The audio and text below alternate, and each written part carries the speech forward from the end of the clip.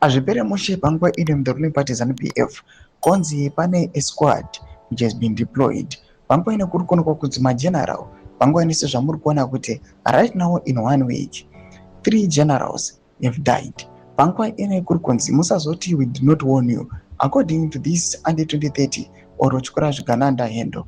Panguva ino iri kuuya ichine nhau dzari kuuya ichifambisa ichiti there is a poison squad which has been deployed. Panguva ino iri kuonekwa kunzi iri kutageta threats ese vision 2030.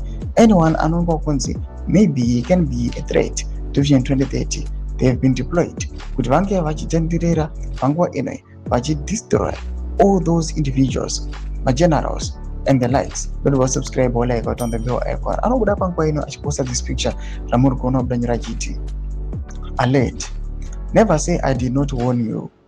I have reliable intel. A poison squad has been sent from Pre-Cape to target the retired and serving generals. Retired Brigadier Ezekiel Sabanyanya is named on the hit list. Every general exercises extreme caution.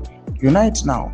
Ndo mashoko anobudanyika panguva ino na President under 2030 achiti mageneral pamwe chete nema-retired, you must be vigilant. Maufana kutochenjera just because panguva ino kuna vakomana vadeploywa kuti vange aiwa vachiuya panguva ino vachipoisona nekudestroya every general waanongwa kuti aiwa threat, especially those generals who took part mu 2017 transition.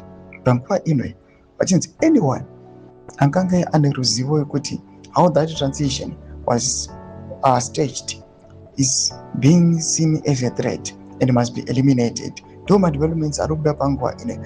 Zimbabwe munoti kubi pamusoro pechitiko ichi. Right now tiona kuti the nation yatarisana zvekare nekudzokera back to the heroes acre kuti vanosvika vachinoleya to rest other 2 more generals. Venangomese kuchemeredza fungira aimot kudii pamusoro pechitiko ichi. So subscribe or like, chat on the bell icon.